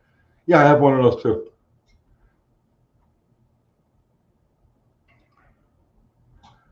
Well, it's Barry Kuda. He says, someone told me that cars used to be painted with squirrel's hairbrush. I don't know that squirrels use hairbrushes. Interesting. You never see a shabby squirrel, really, unless it's been run over by something. Yeah, or, I mean, the only thing shaggy on a squirrel's a tail. I mean, if you need to make it, did they use them for like pinstriping brushes or something? I don't know. I don't know. Um, Zandig is asking, how's the wife? Thank you for asking. She's actually doing really good. She's in remission. She's been in remission for a few months. She's had a couple of hard days. The last couple of days, had those difficulty walking around. But for the most part, she's doing really, really good. She's doing better than the neurologist said that she would ever do, by a long shot. So she's doing very good. And thank you for asking. Looks like Oscar sent you a super chat. Oscar. Thank you, Oscar. Can moonshine be used as a gasoline alternative? Yes. You have to increase the jetting to make it, Because it's alcohol. Yeah. Yeah, the ratio is 2.2 times. The theoretical ratio is 2.2 times alcohol for gasoline. So if you're running gasoline through, let's just say, a carburetor that has a 60 thousandths jet, you would have to go to like 124 thousandths to have the equivalent power. You don't have to go that far, but that's just to get equivalent power. You can increase the jetting just a little bit, give up power, and be able to run a low octane fuel or the alcohol. Actually, Sweaty Fat Guy knows all about this stuff. He lives to run stuff on moonshine. I didn't even think of that. So I would direct any future alcohol-related questions to Tupper. Yes, to Sweaty Fat Guy. Oh, Tony, that's methanol. Moonshine is ethanol, totally different. I thought they had the same ratios, no?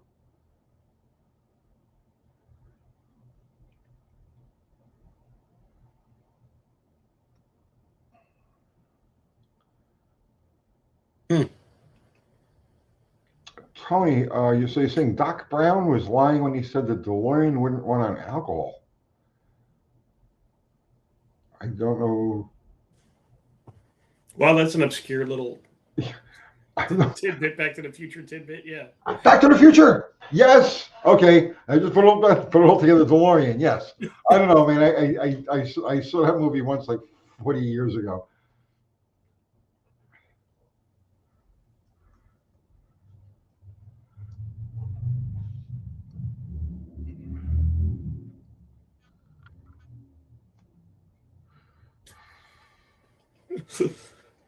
Back to the Future is not obscure. It is no, but that's an obscure little line from the movie. So I'm familiar with it, but like I said, I haven't seen it since it came out. Mopar Man says, unless the government has changed it, a U.S. citizen can make up to 300 gallons of moonshine for personal use. There you go.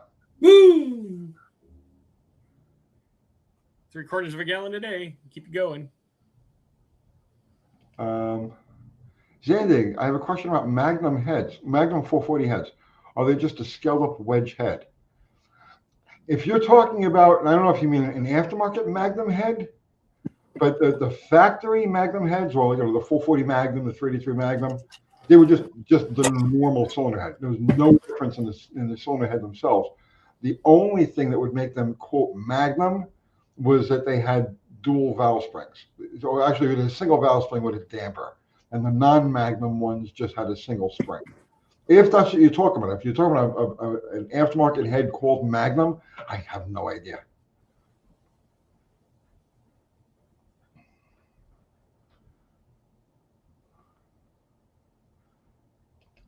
Sweaty Fat Guy is saying you can make 5,000 gallons of fuel ethanol per year with a free permit from the BATF. But what if you drink it? Not that I would. I don't drink, but I mean, how do they stop you from drinking it? Right.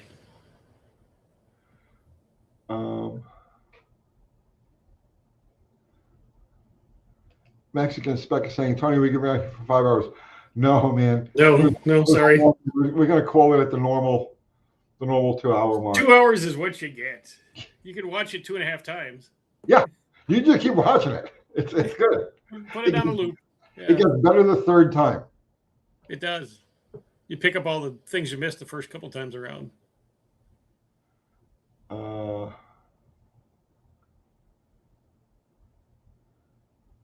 Okay, Zero is saying Abel D. That's a good question. Let me see what Abel D is asking.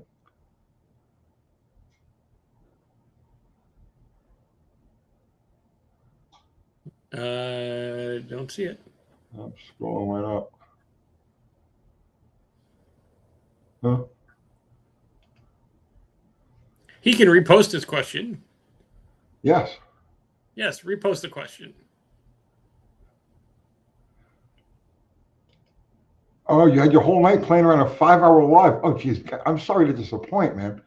Yeah. You're going to have to figure out something else to do.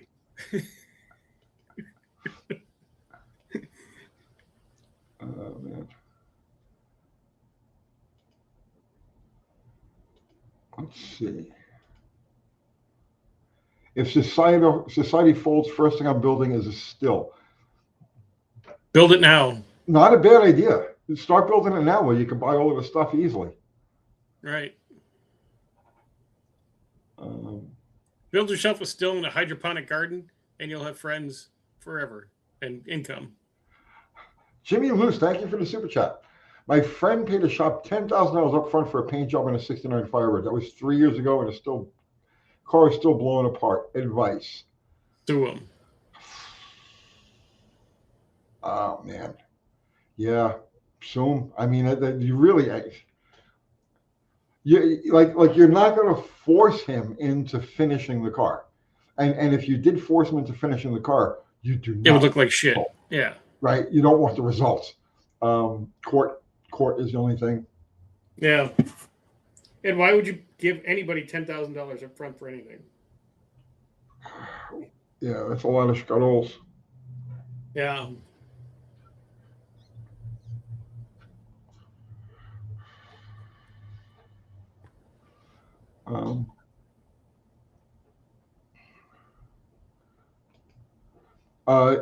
Yosemite Pete, new one here, Tony. Love watching your show and Dead Dodge Garage with Jamie. Don't forget Dr. Art. Dr. Art's Hot Rod Rehab. And I think you're offering free subscriptions this year, right? Yes, every subscription now comes with a free subscription.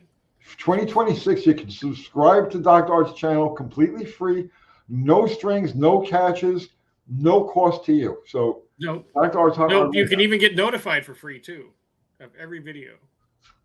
Get out. It's amazing. It's the deal of the century. I can't understand it. How they put it together for me.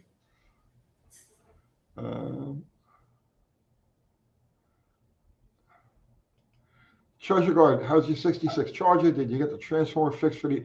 No. It still doesn't have operating headlights and it still has no gauge lights. But it runs really good. And I've been driving it occasionally. It's up at the shop right now. And I've been using it to go back and forth. But when it gets cold, the car's going to heat. So I switch over to an XJ.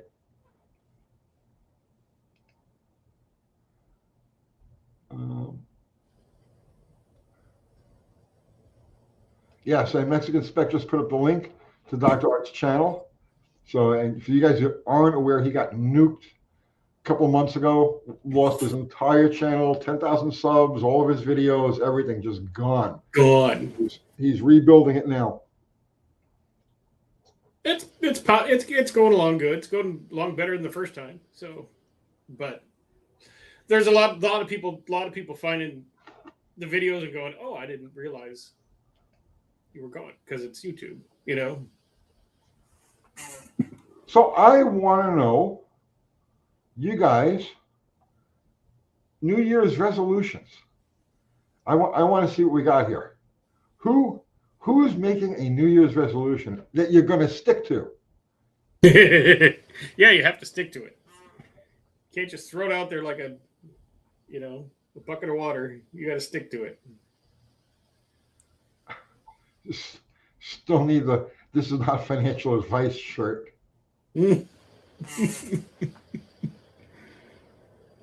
Spike Motorsports just got here. Happy New Year to all. Now I got to go. Happy New Year, brother. See it. Is Dick Clark still dead? I think he is. They're gonna clone him one day, and he's gonna come back, and he's gonna be just as spunky and non-aging as before. But yeah, I believe he's still dead. Yeah. All those New Year's Eve hosting, and he's still dead. So there you go.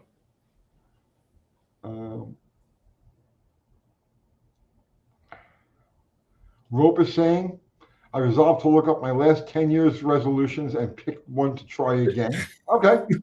Second chances. Sometime, third time's a charm.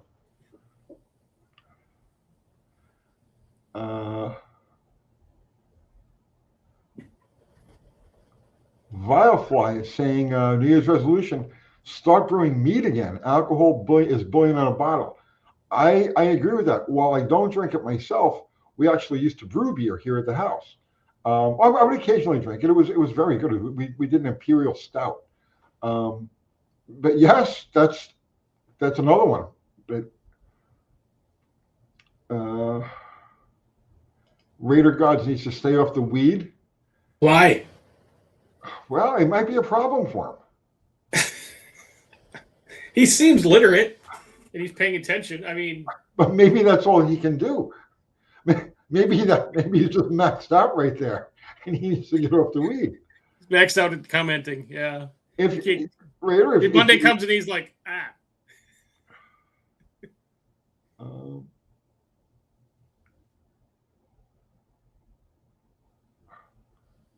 what's yours saying?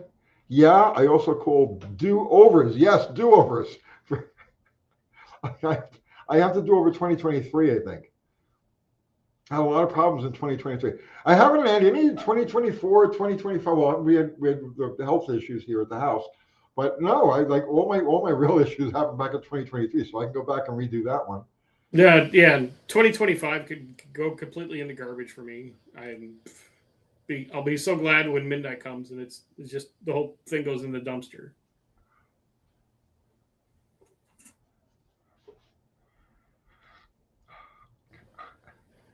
Angelo Alvarez, thank you, Tony and Kathy, Dr. Art, and everyone. Thank you.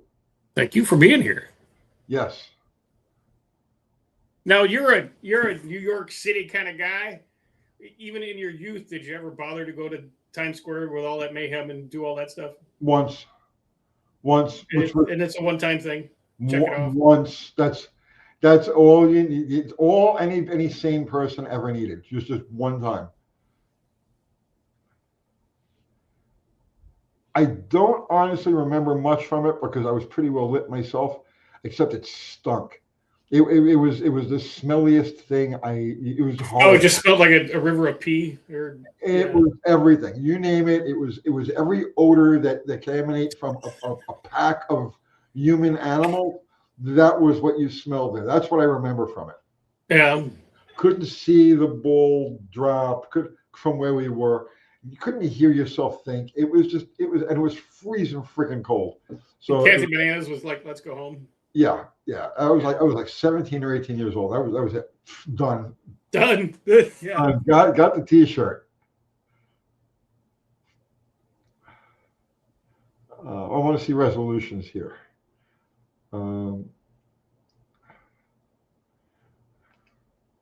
Radical 71. Nothing wrong with weed.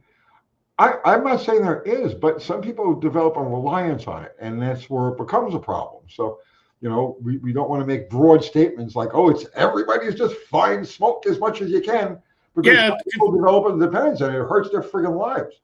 So sometimes you get, you develop a whole personality in your head that's like, go on, do it. Yeah, that guy's talking to you all the time. Then you can't do anything else. Highway Hog, what happened to Kiwi? I refused to make out with him. It just wasn't going to happen.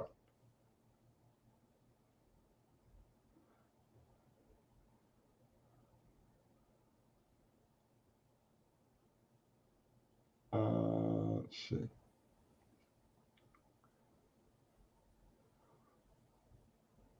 Peach. I was saying I just got bored with weed after high school. Yeah.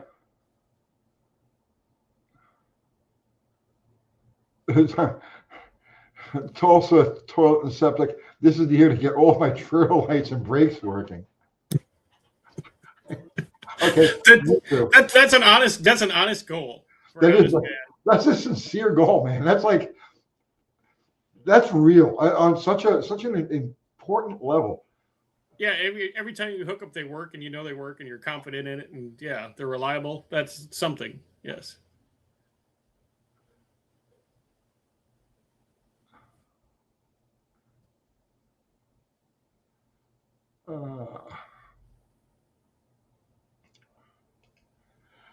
Donna Joe, Tony Bass.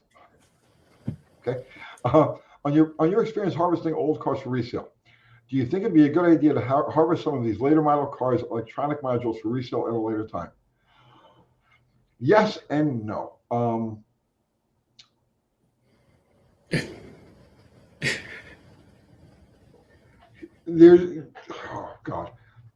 There's such a wide range, okay, that to just use the shotgun approach of just holding on to, I grab the module out of this, I grab the transmission control out of that, I grab randomly like that, you're pissing in the wind and you're creating a logistical nightmare for yourself.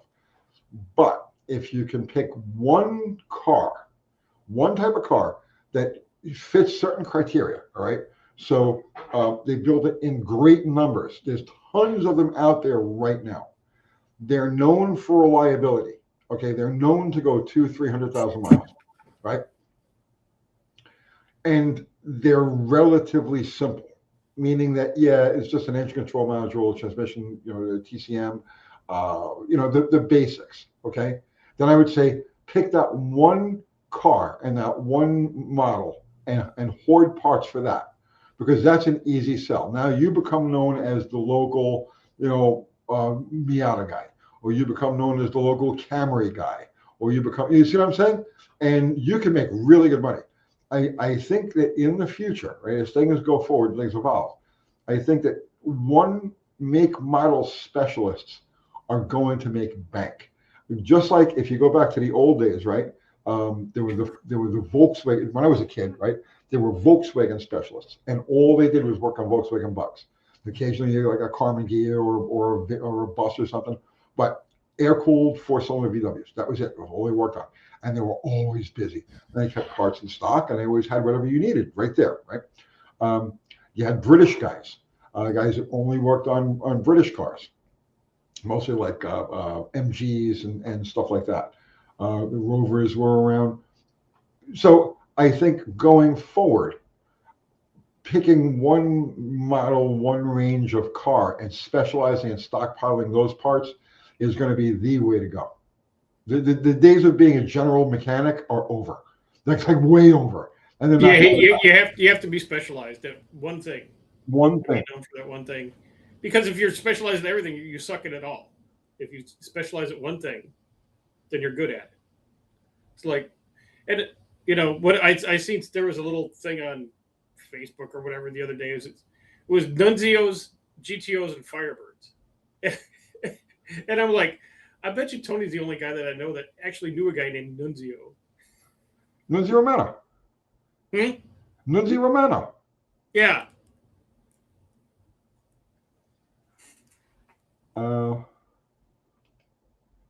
Michael Fallow. Tony, remember the 2025 Deagle report where only like 90 million Americans left alive? Maybe they're off by a year or two. Don't count it out yet. Don't count it out yet.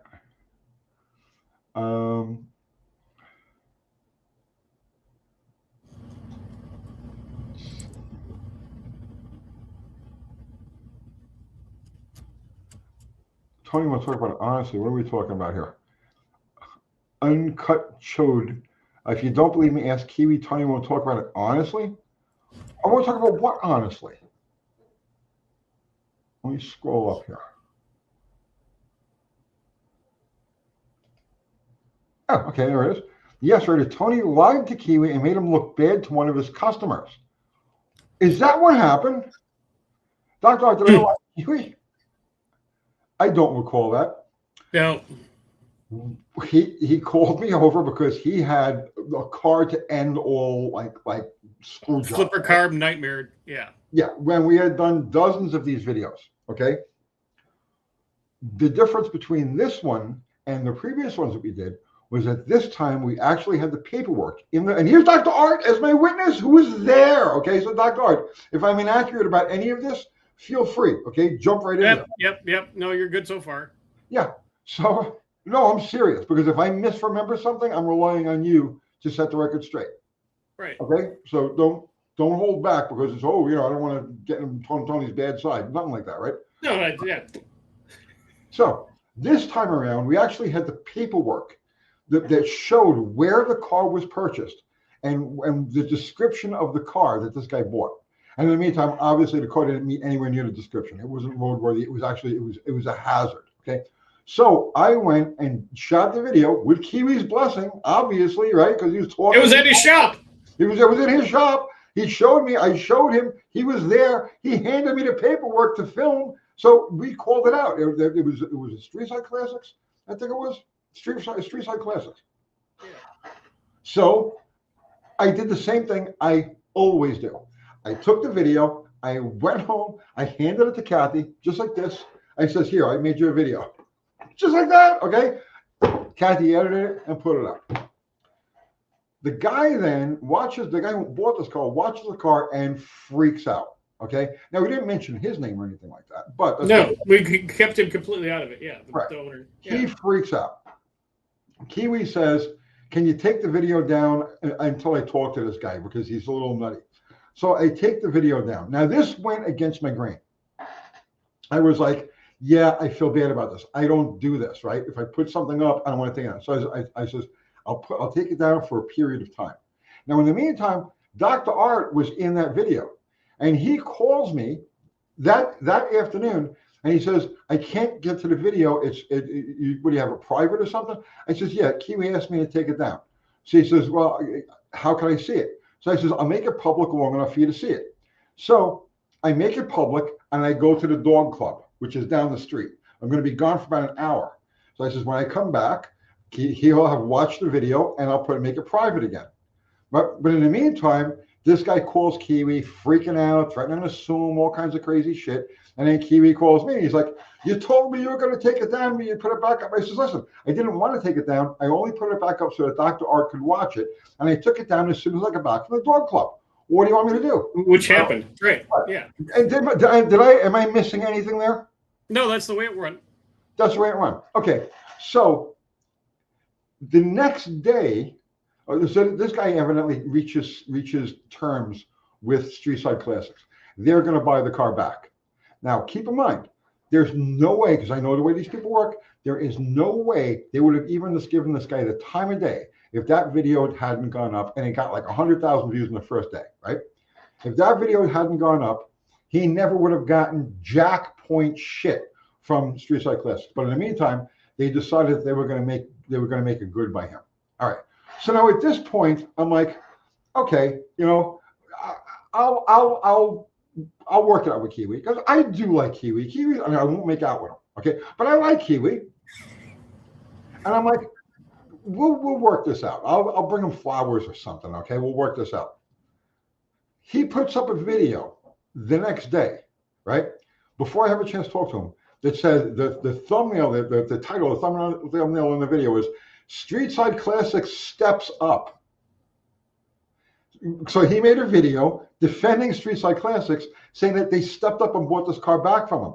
Never mind the fact that they never would have done shit for him if it wasn't for me putting that video out in the first place. And from that point, I was like, you know what? This guy has absolutely no friggin' spine. I cannot deal with people like that. This is the absolute truth. That is exactly what happened. If the Dr. Art is my witness, that is what went on. Was I wrong? If your opinion is that I was wrong, fine, I'll own that. I mean, unsubscribe, go away. What do you want me to tell you? But I'm not apologetic about it. I don't hide anything about it. I really didn't want to say anything about it because it only makes Kiwi look bad, and they don't want to make him look any worse than he did. And he caught grief for that. He caught grief for that in the comments on my video. He caught grief for that in the comments on his video because he folded and he was pandering to these thieves that ripped this guy as well as countless other people off. So in my opinion, Kiwi took his business where he turns wrenches on other people's cars, and he's a fantastic craftsman, and he's just amazing. I could never say anything bad about this guy's work or his work ethic or anything like that. He's as honest as the day is long. I'm telling you, Kiwi is 1,000%, right? But in this case, he took the handful of people who may have been offended that come through his door, as opposed to the 300,000 or so people who ended up seeing that video, right? And how they should know that, right? So in other words, he chose a handful of direct people as opposed to the integrity of the general audience, the bigger public. And in my mind, that's it's inexcusable, period. Did I vary at all on that? No, that's how it went down. Okay. Does anybody else have any questions about that? For the 10th time.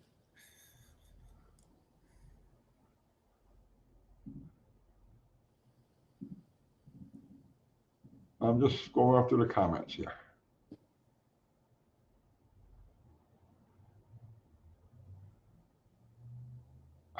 D. Stroud had a friend that worked at Streetside. He had some stories. I had a friend I had a guy who worked at Streetside. I could tell you stories, but I won't.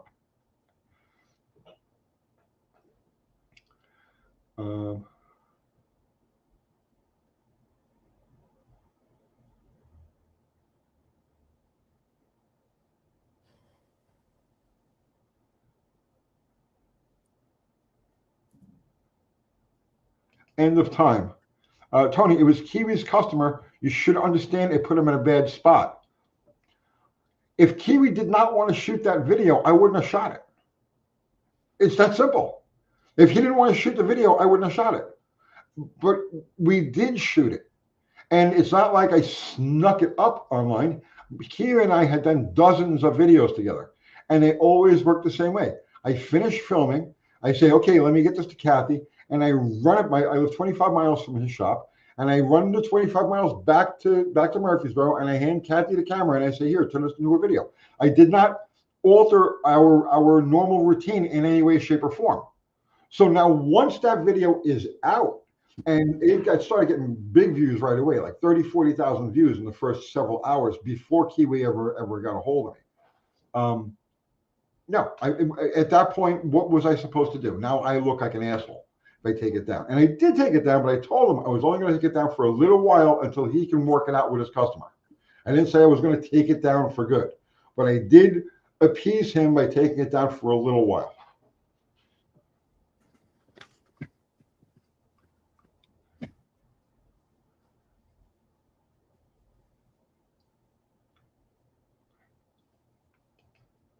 Driveway of Misfits. Kiwi could have lost his business if Streetside decided to sue him, whether they had a legit case or not. How? Exactly how could Kiwi have lost his business if Streetside how could Streetside sue him? We had the car. We had their documentation. We had their advertisement with their pictures, their description, their everything. We had a direct paper trail directly from Streetside Classics, including, and I tell you what, I wouldn't have done it except that the car got towed from Streetside Classics to Kiwi shop. So there was no in between where there could have been shenanigans. So we had all of the paperwork, and this is the only reason I did this.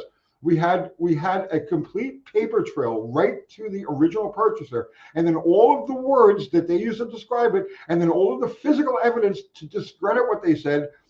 Streetside couldn't sue anybody for anything.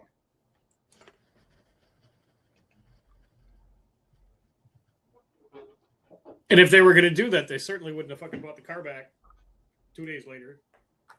Because they never do. Never do that. Because it's not their car, it's a consignment car. So they...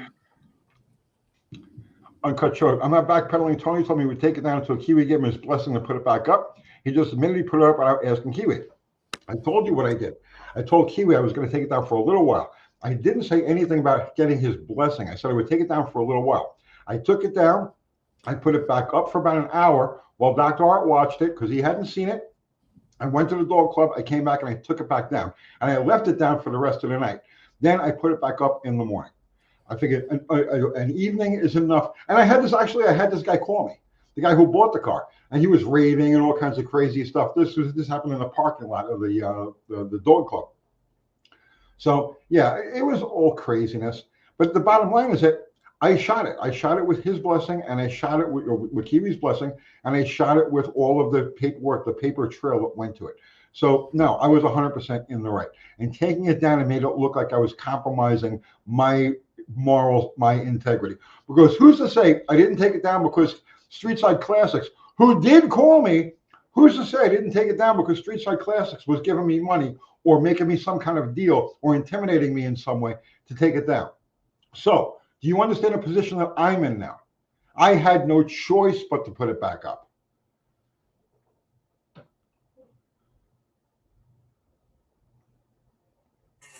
Okay.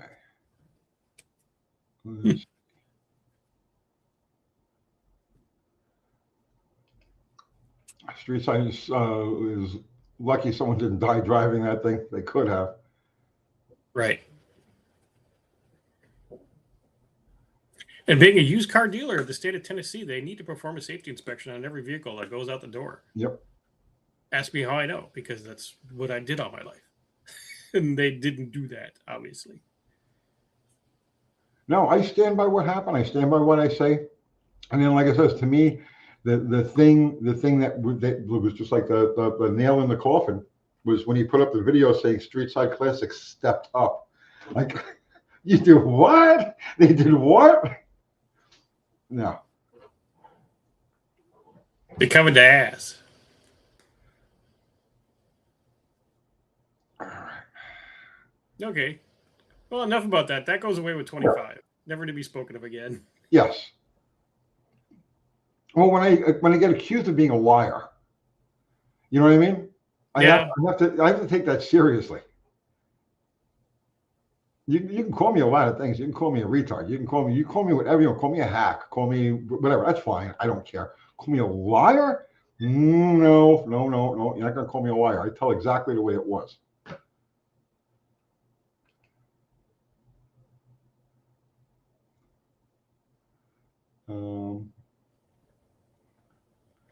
This is actually important. Scott Duayu. His name's Duayu, yeah. Tell me about First Brands going under because of the CEO stealing the money and loans they took. They will not be able to sell their brands because they are tied up in litigation, looking grim. Guys, this First Brands thing is big, okay? It's all of these. It's A1 Cardone, and I mean, there's like dozens of brands, right? You know, automotive brands that are looped into this group. There are going to be shortages. There are going to be price hikes on common things. Okay, like I would brake pads, spark plugs, oil filters, wiper blades, all things that you need for your car and may need in the next year or two. I would go out and buy the shit now. This First Brands thing is going to evolve into a big deal. And I haven't done a video on it yet because I'm not really sure of exactly what's going on yet.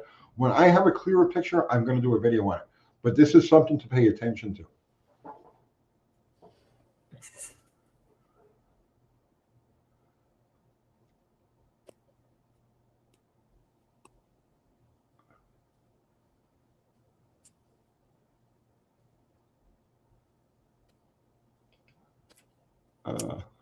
Uncut Show. Well, in my opinion, no matter who was right or wrong, it's sad to see, as I did greatly enjoy the Kiwi Tony dynamic.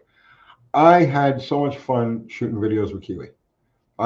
I genuinely do like him. You know, I mean, he's not everybody is cut from the same cloth. Not everybody has the same. Not everybody has the same tolerance for conflict, right? I happen to thrive on it. I mean, you wouldn't know it, right? But I happen to thrive on conflict. I'm a born fighter. I can't help it, right? Bring me a challenge, bring me a fight, and I lunge into it. Kiwi isn't cut from that cloth, and I don't. It's not that I disrespect him right for that in that respect. I understand that not everybody is the same, and everybody has a different tolerance for. So he doesn't have the tolerance for conflict. I get that, but we're in the public eye. You see what I'm saying? We're in the public eye. People have to. People trusting me to me is very important. You know, my integrity is very important, and I make mistakes. And when I make mistakes, I call myself out. I will say, "Hey, I was wrong about this," or "I only got half the story in," and I've done it numerous times. But in this case, no, yeah, it just two different types of personalities, and the conflict came up, and I was like, "Let's go," and he was like, "Whoa," and that's what happened, you know. But I loved working with Kiwi. I mean, Dr. Art will tell you, you know, we used to have a lot of fun there. Yeah.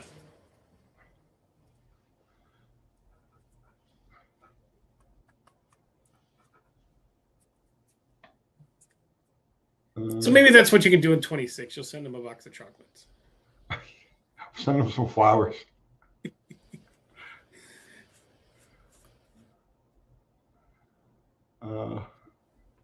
Territory. Tony, Art, two things people can use as a resolution in 2026 and beyond. Be a man of your word and stick to honest handshake deals.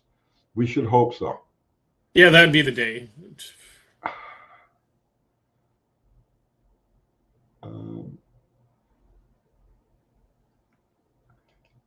End of time is saying, I had to fight even getting a water pump for 1984 206. Things are getting bad.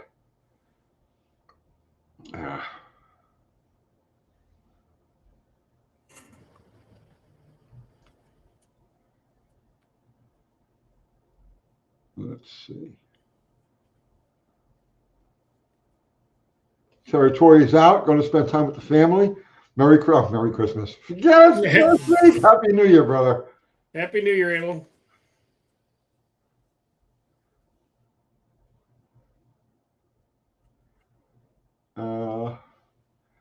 Mike South Fishing. Tony, off the shelf stall converter. Go by rear gear or cam's RPM range for a good street rod cruiser. More the cam than the gear. I mean, if you go for like a generic 3500, because I've got two of them. I got one in my 68 Roadrunner, I got one in the Charger, and they're just off the shelf 3500 RPM converters, and they both work fine. They do the job they're supposed to do, but that they're not going to be optimized. But for a typical, because that's what they're designed for. They're designed for typical mid-weight, mid-power, 3,500 pounds, 400 horsepower. 391 gear, 350 gear, like that. That's what they're designed for. So they're going to be pretty close. Yeah, unless you've got some special, needs for it, off the shelf one is fine. If you have to get real picky, call the converter company. They'll custom build you one. It'll cost you money, but. Jeff Hutchins, I have the tolerance for a conflict. You're 100% wrong about the COVID ammo sales and shortages. I never said there weren't ammo sales and shortages. Research it. I bought ammo during that period of time too. 5-time rise in prices on some calibers still high. I'm right, you're wrong. Research it. I never said that there weren't. Where did you get that from? Yeah, ammo went high, guns went high, and everybody wanted to have one because all of a sudden they were scared because they were at home and they were afraid of the raiding zombies coming to eat their food and take their children. Yeah, I need to defend myself finally. Yeah. I bought tons of paper towel and toilet paper too, not because I was like panicking, but because everybody around me was panicking. So it's like, you know what I mean? It's, okay, you want to play this game? Fine. And I bought a ton of this stuff, and I did the same thing with ammo. I still got it. I got boxes and boxes and boxes of ammo. I never said that there wasn't.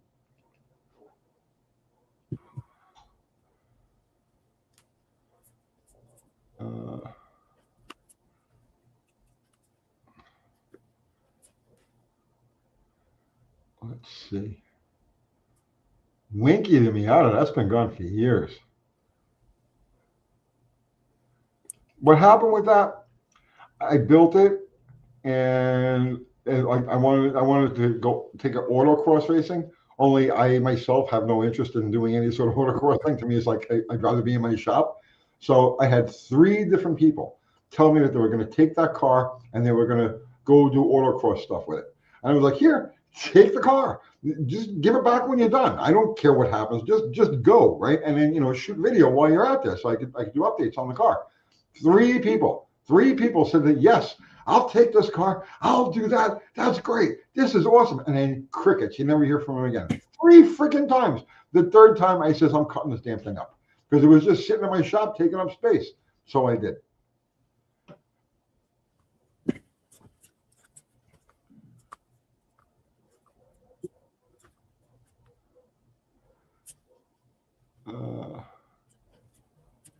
Did you yeah, we got the last couple minutes here. Did you decide the fate of the white car, or is it or not? Not yet. I'm gonna think about it. I'm gonna think about it. Oh, Jeff Hutchins is saying, so how is ammo a bad investment? Okay, you misunderstood, or maybe I didn't. Maybe I didn't say it. Then I might not have made myself clear. People, when they're prepping, they're like, yes, get gold and silver. No, forget gold and silver. Get ammo. You're going to need ammo to shoot your way out of all of these problems, right? No, in that case, in that situation, no, ammo is not a good investment. It's just not, right? There's enough of it out there. There's something like 300 trillion rounds of ammo currently in the country, mixed in among the population. Yeah, it's not a good investment. You're not going to be able to do your grocery shopping with ammo. You're not going to be able to pay your tax bill with ammo. You're not going to be able to put fuel in your car with ammo. It's just not going to happen, right? So it's not a good investment in that case.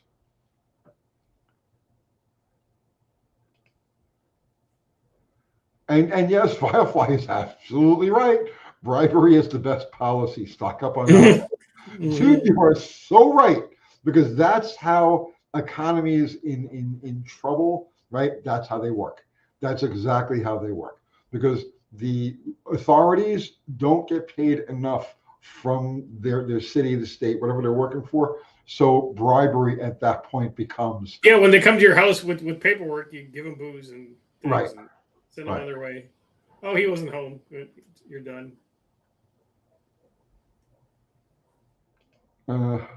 Well, thank you for the super chat, Uncut Showed. I'm sorry if I got riled up at you. I generally am sorry, but there are certain things that just they push my buttons. You see that on the bottom, Berserk 11? That's a good typo. Happy New Year, Tony and Art. Looking forward to your 2016 videos. I'm glad to be back into cars. Cars are glad to have you back. And thank you. Happy New Year to you. I wish I was making videos in 16. Yeah. Looking forward to your 2016. Maybe he means 2016, not 2026 videos. Oh, it took me a minute. Yeah. It took me a minute. He's off by 10 years.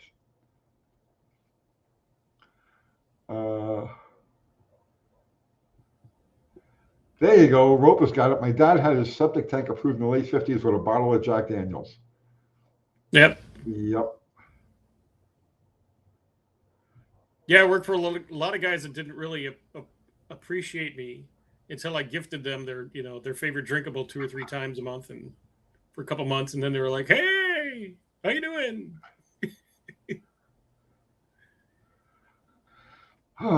What do we have to? And dude, it's 2 hours, Dr. Art. 2 hours. It's been 2 hours. We need to cut now, otherwise you'll be here till midnight. So, well, unless you want to stay on, but I'm not gonna. It's been a long day.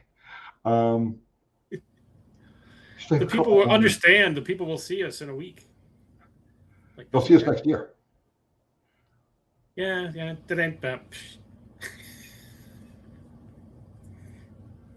All right, let's pack it in. First, let me thank our awesome mods, Zero, Mexican Spec, Fubar. I don't think Fubar was in the house tonight, but he's always here with us in one form. Lurking. Yeah. Thank you guys so much. Everybody contributed with Super Chat. Thank you. Always appreciated, but never expected. Everybody contributed with your presence and your conversation. We thank you equally because it's your clicks and the generous donation of your time that allows ding-dongs like us to sit here in front of a camera and rattle on. So thank you. Talk nonsense for a couple hours and thank you so we're much. on your TV. We're in your living room. It's amazing. Across the globe, about at 7 continents, it's these two idiots. Anything you want to say ending this year, man? Yeah, end of this year, go watch my last 2 videos and share them. They need to be shared with everyone because the video before the one I put out today it was okay, but it didn't do like I expected. So the one from today's took off really, really well. So nice. If everyone goes and shares that video with their favorite friends. What was the topic of today's video? It was a super locked up. How did I put it? Because here, hang on a second. It was on the locked up 305. Yeah, super locked up tight 305 or SLUT 305. There you go.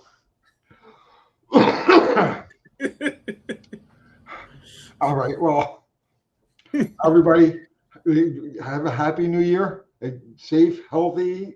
Well, as safe as you care to be. You don't want to be too safe. Yeah, and what's nice about the last day of the year, you can say I can financially make it to the end of the year with the money in my pocket. Yes, I can see from here to the end of the year. We're going to do great.